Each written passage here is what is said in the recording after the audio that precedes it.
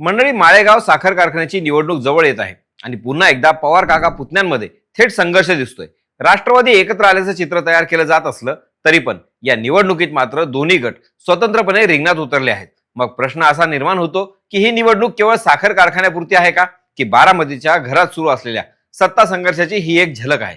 अजित पवारांनी केलेल्या काही हालचाली, शरद पवारांची वेगळी रणनीती आणि त्यांच्याच पक्षातील बंडखोरांचे वेगळे पॅनल, हे सगळं पाहता एक गोष्ट स्पष्ट होते. राष्ट्रवादीचं एकत्र येणं कागदावर असलं तरी जमिनीवर मात्र लढत वेगळीच सुरू आहे. याच पार्श्वभूमीवर या व्हिडिओत आपण समजून घेणार आहोत की माळेगाव निवडणुकीत नेमकं चाललंय काय, कोणते डावपेच रचले जात आहेत, युती होऊनही एकत्र का लढता आलं नाही, आणि या निवडणुकीतून पुढे कोणाचा राजकीय दबदबा वाढणार आहे. चला तर मग सुरुवात करूया. नमस्कार, मी स्वप्नील आणि आपण पाहतात त्याचं काय महाराष्ट्र. तर मंडळी, राज्याच्या राजकारणात सध्या राष्ट्रवादीचे एकत्र येणं हे मोठं गाजतंय. पण या गदारोळात माळेगाव सहकारी साखर कारखान्याच्या निवडणुकीने एक वेगळीच कहाणी समोर आणली. एकीकडे अजित पवारांच्या नेतृत्वाखाली निळकंठेश्वर पॅनल, दुसरीकडे त्यांचे गुरु शरद पवारांचं बळीराजा पॅनल. या दोघांमधला जुना संघर्ष पुन्हा नव्यानं पेटला आहे. एवढंच नव्हे तर या लढतीत पारंपरिक विरोधक चंद्रराव व रंजन तावरे यांच्या सहकार बचाव शेतकरी पॅनलसह मैदानात आहेत. आणि त्या चौथ्या बाजूला आहेत अपक्ष आणि कष्टकरी शेतकरी समिती. एकाच कारखान्याच्या निवडणुकीत चार पॅनल म्हणजे चौरंगी लढत आणि प्रत्येकामागे राजकीय गट आणि प्रतिष्ठा पणाला लागलेली. या निवडणुकीत अजित पवारांनी स्वतः ब वर्गमधून उमेदवारी जाहीर करून मैदानात उतरण्याचा निर्णय घेतल्याने रंगत वाढली आहे. त्यांनी त्यांच्या पॅनलमधून काही विद्यमान सदस्यांना डच्चू दिला आणि नव्यांना संधी दिली. हा निर्णय हे दाखवतं की अजितदादांची पकड मजबूत आहे, पण त्यांनी जुने नेते बाजूला सारल्यामुळे काहींमध्ये नाराजी आहे. शरद पवारांनी कारखान्याच्या सत्तेत आपली छाप कायम ठेवण्यासाठी आपलं बळीराजा पॅनल रिंगणात उतरवलं आहे. त्यामुळे काका पुतण्यांची ही थेट लढत केवळ राजकीय नाही तर वैयक्तिक प्रतिष्ठेची झाली आहे. एकीकडे एकत्रीकरणाच्या घोषणा सुरू आहेत तर दुसरीकडे निवडणुकीचं वास्तव वेगळंच बोलतंय. याच निवडणुकीपूर्वी चर्चा होत्या की अजितदादा आणि विरोधकांमध्ये किंवा अजितदादा आणि शरद पवार यांच्यात तडजोड होईल. बैठका झाल्या.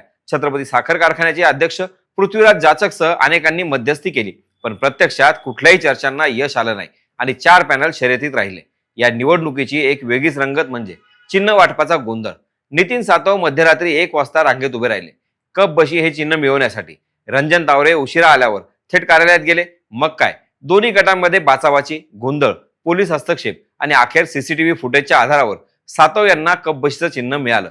तर रंजन तावरे यांच्या पॅनलसाठी किटली आणि शरद पवार यांच्या पॅनलसाठी तुतारी. एका साखर कारखान्याच्या निवडणुकीसाठी एवढी धावपळ आणि गोंधळ म्हणजे या निवडणुकीचं राजकीय वजन किती आहे याचा पुरावा आपल्याला दिसतो. अजून एक महत्वाची बाब म्हणजे पवार गटांची फूट. मागील वेळेस शरद पवार आणि अजित पवार एकत्र असतानाही तावरे पॅनलने ही निवडणूक जिंकली होती. मात्र आता पवार 2 गटात आहेत. त्यामुळे या चौरंगी लढतीचा लाभ तिसऱ्याला होणार का, की पुन्हा एकदा कोणीतरी पवार बाजी मारणार, हा प्रश्न मोठा आहे. एकीकडे अजित पवारांचं उपमुख्यमंत्री पद, दुसरीकडे शरद पवारांचा अनुभव. पण माळेगावच्या मतदाराला काय हवंय हे निकालच सांगेल. ही निवडणूक अजित पवारांसाठी अगदी वैयक्तिक आहे. लोकसभा आणि विधानसभा निवडणुकांनंतर त्यांनी शरद पवारांशी जवळीक दाखवली, एकत्र येण्याच्या चर्चा रंगल्या. पण माळेगावच्या निमित्तानं सर्वजण आपापल्या बाजूंनी छड्डू ठोकता दिसत आहेत. त्यामुळं एकत्रीकरणाच्या राजकीय गप्पा या केवळ फोटोपुरत्या होता का, त्या निवडणुकीत वेगळं लढून नंतर पुन्हा एकत्र यायचं नाटक, हे पाहणं महत्वाचं आहे. एकंदरीतच माळेगाव साखर कारखाना निवडणूक ही एक साधी सहकार निवडणूक नाही, तर ती आहे महाराष्ट्राच्या राजकारणातल्या राष्ट्रवादीच्या घरगुती संघर्षाची पोलखोल. युती झाली पण ती वळणावर मोडली की यामागे काही नव्या डावपेचांची सुरुवात आहे. माळेगावमध्ये कोण जिंकेल हे तर काही दिवसात समजेलच, पण त्याआधी प्रश्न एवढाच की एकत्र आल्याचं नाटक आता किती दिवस टिकणार. या लढतीत तुमचं काय मत? काका जिंकतील की पुतणे, की तिसऱ्याचंच भाग्य उजळेल? तुमचं मत कमेंटमध्ये नक्की कळवा. बाकी राजकारणाच्या आखाड्यात आपली नजर कायम असणारच आहे. तोपर्यंत पाहत राहा, सबस्क्राईब करा त्याचं काय महाराष्ट्र.